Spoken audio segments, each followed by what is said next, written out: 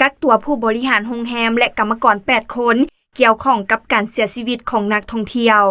ท่านพันโทบัวทองบริบาลหัวหน้ากองบัญชาการปกส.เมืองวังเวียงแขวงเวียงจันทน์ได้ให้สัมภาษณ์ต่อสื่อมวลชนป้องกันความสงบวันที่25 พฤศจิกายน 2024 ว่าผ่านการสืบสวนสอบสวนเกี่ยวกับเหตุการณ์นักท่องเที่ยวต่างประเทศเสียชีวิตอยู่เฮือนพักแห่งหนึ่งอยู่เมืองวังเวียงแขวงเวียงจันทน์ในวันที่12 พฤศจิกายน 2024 มาปัจจุบันแม้นได้ปิดการให้บริการและได้นำตัวเป้าหมายคือผู้บริหารภายในโรงแรมและกรรมกรจำนวน8คนมากักตัวเพื่อดำเนินการสืบสวนสอบสวนตามขั้นตอนกฎหมายคือ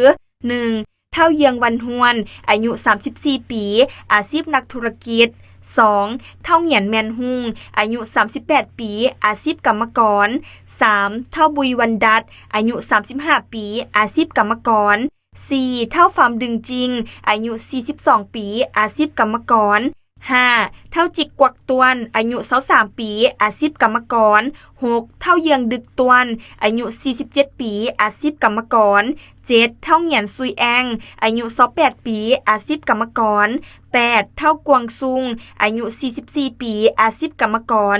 ทั้งหมดแม่นพักเซาอยู่บ้านเวียงแก้วเมืองวังเวียงแขวงเวียงจันทน์องค์การปกครองเมืองวังเวียงแขวงเวียงจันทน์ได้สมทบกับกระทรวงกรมองค์การและภาคส่วนที่เกี่ยวข้องลงสุกยุติดตามกฎการและเก็บกำข้อมูลเกี่ยวกับเหตุการณ์สาเหตุในเบื้องต้นของการเสียชีวิตของนักท่องเที่ยวจำนวนดังกล่าวคาดว่าย้อนดื่มเครื่องดื่มที่มีสารพิษเจือปนและปัญหาอื่นๆเฮ็ดให้มีผู้เสียชีวิต3คนผู้ที่1เพศชายเชื้อชาติสัญชาติอเมริกาอายุ57ปีและอีก2คนแม่นเพศหญิงคนสัญชาติเชื้อชาติเดนมาร์กอายุ20ปีและ21ปี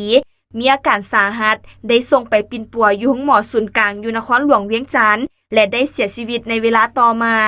ส่วนการสืบสวนสอบสวนสาเหตุที่แท้จริงนั้นแม้นยังอยู่ในขั้นตอนของการประสานสมทบกับกระทรวงกรมองค์การและภาคส่วนที่เกี่ยวข้องเก็บกำข้อมูลและเก็บตัวอย่างต่างๆเพื่อซอกค้นหาข้อมูลต่างๆที่ยังบ่ทันจะแจ้งเกี่ยวกับเหตุการณ์การเสียชีวิตของนักท่องเที่ยวต่างประเทศในครั้งนี้ให้มีความชัดเจนโดยไวบนพื้นฐานของการกวดกายั่งยืนผลของการวิจัยทางด้านวิทยาศาสตร์